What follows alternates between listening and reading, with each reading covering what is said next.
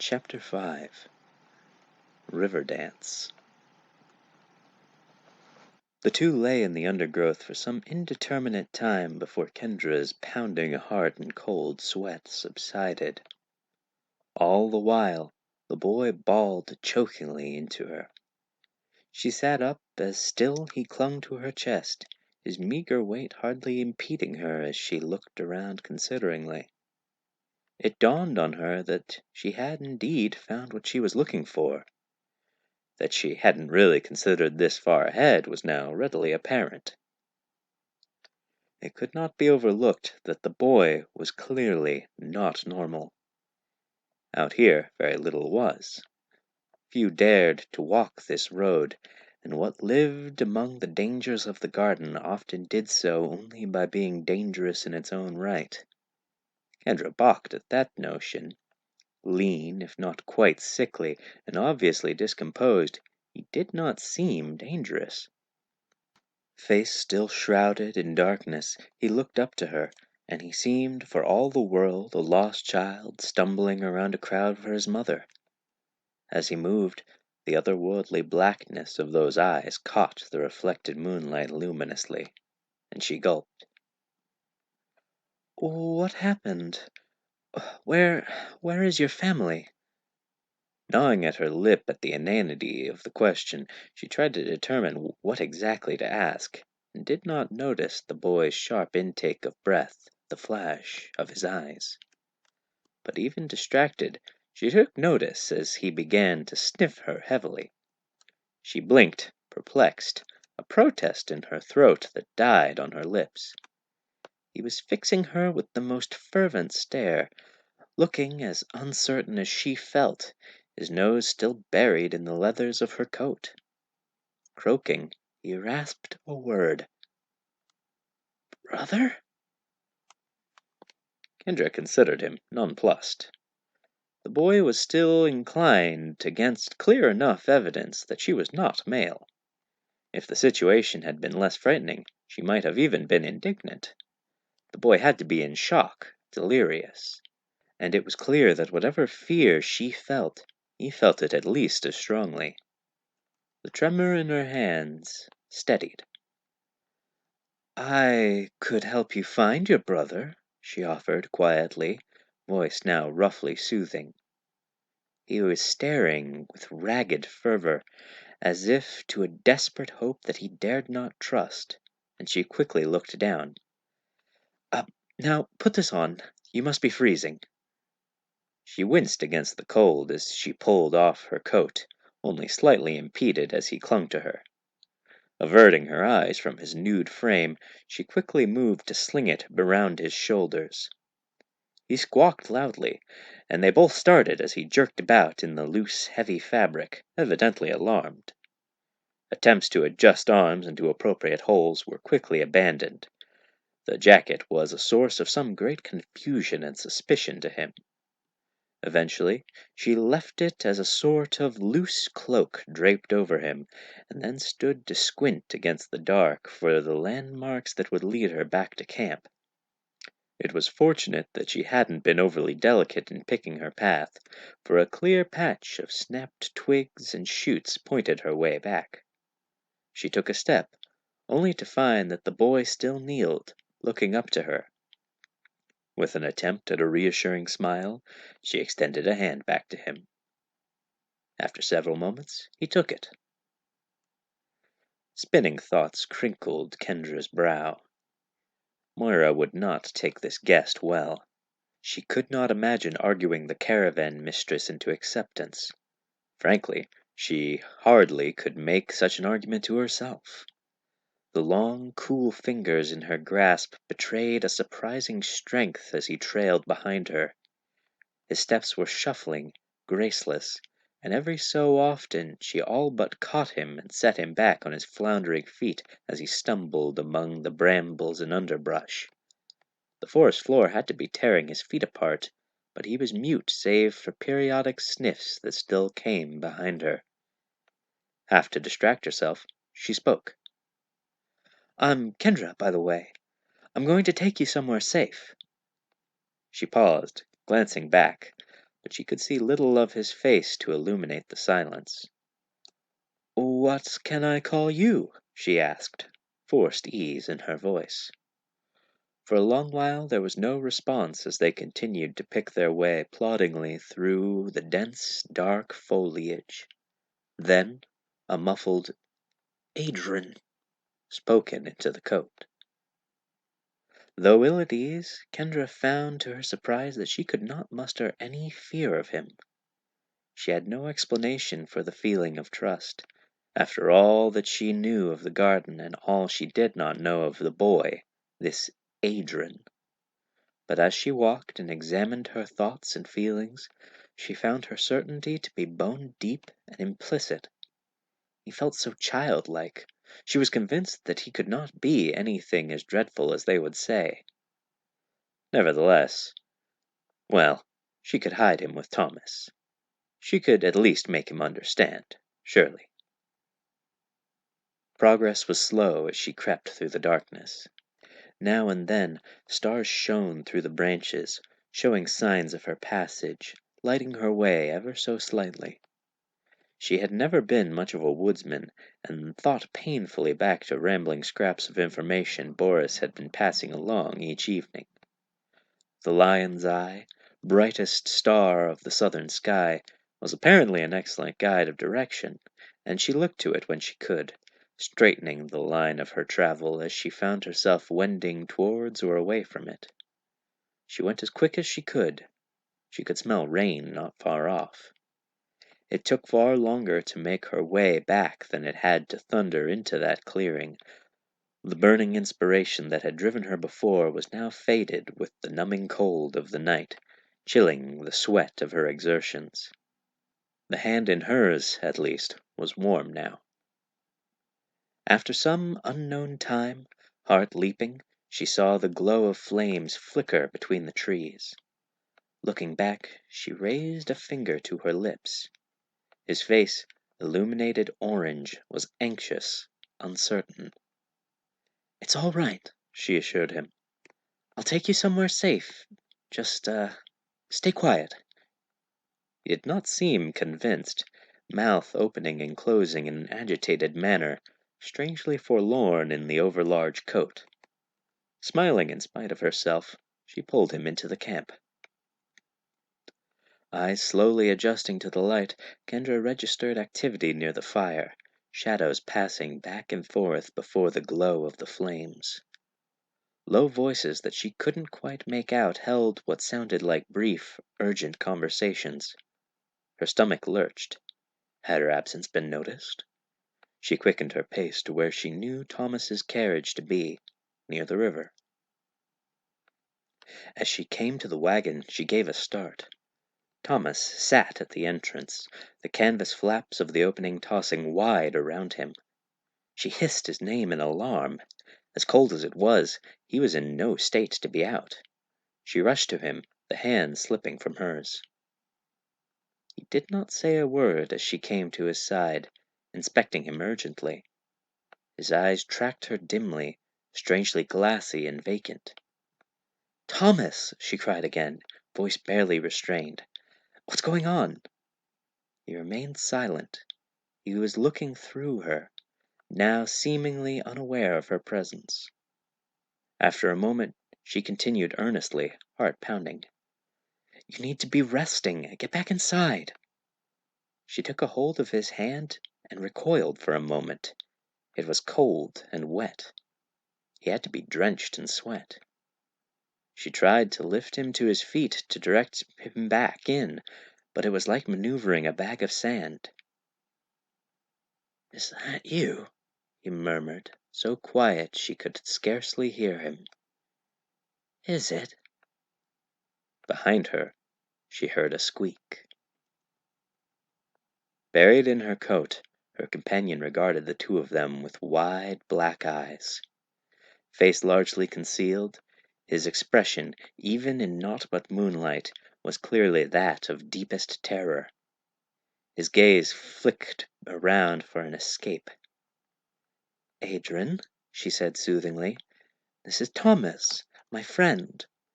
I'll have you staying in with him just as soon as She stopped. He was backing away now, head shaking convulsively. Then he turned and ran flat out. "Adrian, no!" she hissed urgently. Turning to follow, she jerked to a stop. Thomas held her hand firmly. Eyes still glazed, he wobbled dangerously, regarding her in an unfocused manner, as if he could not entirely remember how to operate his limbs. His large hand held her tightly, but he was still slick, and she twisted from his grasp. With a grunt, she flung herself after Adrian. His lean figure was already disappearing behind the brush when abruptly he was thrown to the ground. "Someone's here!" roared the voice of the firekeeper. Movement burst forth across the camp. 3 men in dark traveling coats converged on the site of the scuffle as Adrian squirmed beneath his captor, crying out in incoherent fear. Kendra saw Moira, fully dressed, striding between the wagons. With a lurch, she saw Moonlight gleam along the caravan mistress's naked blade. "Wait!" she yelled, waving her arms and running towards the scene. "Wait, he's with me!" A second later, and she was on the ground, leaves in her mouth. A figure she had not seen had kicked her legs out from under her and now pressed a knee into her back. Dazed, she struggled only weakly. Everything was dark, forest detritus wet with morning dew now plastered across her face, caught in her tossed hair. Rapid paces made a crunching path through the leaves until a silver blade passed into her field of vision. "State your name," commanded Moira's icy knife of a voice from far above her head. Kendra froze as her heart throbbed violently, head rushing. For a moment she thought the blade was already red with her blood, was still red with Lyra's. She might have slipped into panic entirely and had her throat cut then and there, but whimpers in the dark broke into her consciousness. Adrian was nearby, squirming beneath his captors, and without her to explain, Moira would... Kendra managed to swallow, and coughed before finding her voice. "Kendra Aberth." Her voice echoed hoarse and strange. The blade raised ever so slightly in Moira's tensely clenching fist, and she scrambled for more words. You call me Plum Blossom." The blade was perfectly still, then passed out of her vision. Then there was a hand in her hair and hot breath in her ear. "What in the hell is going on here?" Moira's voice thrummed with fury and a note of something else. "We found your hammock empty. Couldn't find you anywhere. Where have you been? What?" Moira yanked at Kendra's hair to direct her gaze to Adrian. "Did you bring into my camp?" As Kendra watched, other shapes began moving in the gloom. The whole of the camp seemed to be awake, and not merely from the ruckus. They had been watching in wait from the mouths of their wagons for some time. Weapons bristled from every corner. She recognized it now. The camp was in full defensive posture, and her mouth went dry. "This isn't about us," Kendra said slowly. "What happened?" She could not see the caravan mistress's face, but she felt some of the rigid poise slip from the figure at her back. There was a pause of several seconds. Then, in a blank, neutral voice, "Thomas is dead. Torn open. Killed in his sleep. We never even heard a scream." Another pause, then the edge returned to her tone. "So, given that you were unaccounted for, then came wandering in an hour later, you're going to have to start giving me some answers." Kendra blinked uncomprehendingly. The chill of the night sank down her throat and laid in her gut, as the world seemed to grow distant from her. Her tongue felt oddly heavy in her mouth, and she swallowed hard several times before she could find words. "No," she mumbled croakily. I saw him. I just saw him." Thomas's face swam hazily in her mind. He'd been just there a moment ago. Moira scoffed, and somewhere thunder rumbled distantly. And now he's dead. You can tuck someone in with a bedtime story and find them dead by dawn. Nothing is safe here. Nothing. So, what exactly is that? Kendra shook her head, trying to give voice to her confusion. Thomas had been right there. She'd seen him. As she fumbled about for the words for her objection, a sharp blow to the face scattered her again. "Where did you find this boy?" Moira demanded, slowly and clearly. The metallic tang of her blood spread in her mouth as she blinked in the cold, dewy grass. The sensory assault was oddly focusing. "I found him," she said simply. "I heard crying out in the woods, and I found him, lost and alone. He'd needed my help." She blinked, gathering herself. "Moira, you've got it wrong. I just saw... Wait, what are you..." Moira had taken her knee out from between Kendra's shoulder blades and stood purposefully. Rapier at the ready, she began to walk to where the men held Adrian. Kendra scrambled painfully to her feet in pursuit. "What are you doing, ma'am?" she asked in alarm. "You brought a threat into my camp. I'm dealing with it." "You can't!" Kendra blurted out, grabbing her shoulder. Moira, not having so much as spared a backward glance, whirled on her now, eyes ablaze. "Can't? I can't!" Kendra took an involuntary step back as Moira turned heel and approached her, but the older woman quickly had her by the scruff of her shirt and held her. Even in the darkness, Kendra had to turn away from that gaze. The distant campfire flickered in her eyes with a ferocity that could not be dimmed as something of Moira's studied composure slipped. Yet when she spoke, the voice was still quiet and nearly level. "I will do whatever I have to protect my own. This caravan, everyone in it, even foolish greenhorns that cause more harm than good. You would do well to remember that." With a flick of her hand, she gave Kendra a dismissive shove and turned. Kendra held her arms close to herself, as small as she had ever been, as dozens of pairs of cold eyes skewered her through. Rooted to the spot, she looked on as the caravan mistress walked to where Adrian still lay beneath his captors, writhing and squawking. His eyes met hers from across the grove as his mouth opened and closed wordlessly. Those eyes, they reminded her of her sister's. But that could not be. She'd hardly known her sister, her mother, her father. They were long gone, all gone up in flames. She was brought to as the first drops of rain hit her, and she realized she was running.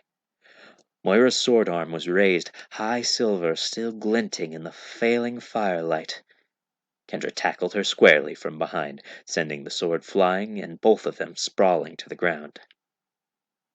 For several moments, every face was frozen in shock before an outburst of cries and commands came around her. Strong hands grabbed her from all sides, pulling her off the woman. The rapier spun away into shadowed undergrowth, and she was dimly aware that Moira was yelling, practically spitting with fury. From the edge of the circle, she saw Boris pushing his way toward her, looking haggard. She thought she might have bumped her head. It seemed she couldn't hear correctly. There was a dull, rushing sound amidst the discordant shouting. She looked between the angry, confused faces and shook her head. "Not him too," she managed, dazed and raw. "Please, I can't stand it." But she was never certain if anyone had heard her, as all voices fell silent one final time. Moira was standing again, but she was not looking at Kendra. Her eyes looked past her, and Kendra watched as the color drained from her face. In their travels together, she had seen Moira dispatch drunks twice her size, navigate strange, winding paths not built by human hands, and direct the camp as a wolf pack howled around them. Somehow, She had never thought she might see fear in the caravan mistress's eyes. Moira tried to speak, failed, wet her lips. "Thomas?" A hitching, heaving sound filled the air behind Kendra, and the hands that held her up slackened. She fell to her knees. She could not think, could not speak. Most of all, she could not look behind her. As she knelt, she became aware that the sound was laughter, like a rasping cascade of sand, like the laughter of a year's dry river bed. "Thomas?" asked the voice between its fits of mirth. "Thomas? Thomas?" It was raining in earnest now, raining hard, and her fingers were sinking into mud. A distant roaring was growing, folding into the laugh, but she lost that sound as the screaming began. She crouched, paralyzed, her mind blank with fear, and perhaps that was where it would have ended for her. Then she went crashing to the ground with a muffled scream, a weight pressed down on her. Kendra began to struggle when she heard Moira's voice in her ear.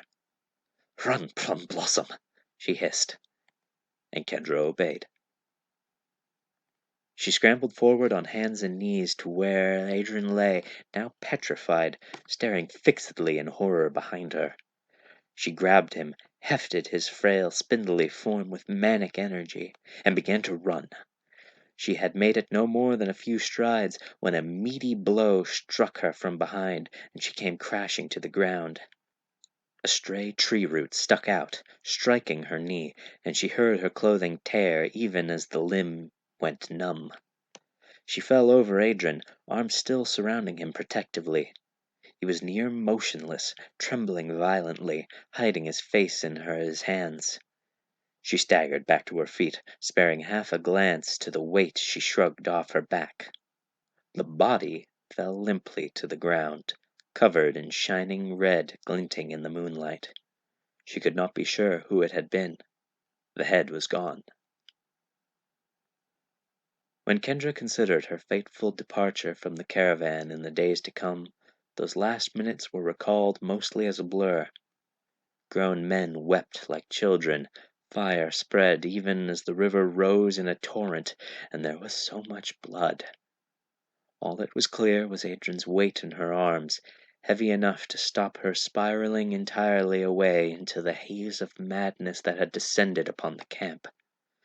She could not say how, but eventually she found her flight had led her to the banks of the river, now a frothing white flood beneath the screeching gale. On the far side of the river lay the deepest groves of the witchwood.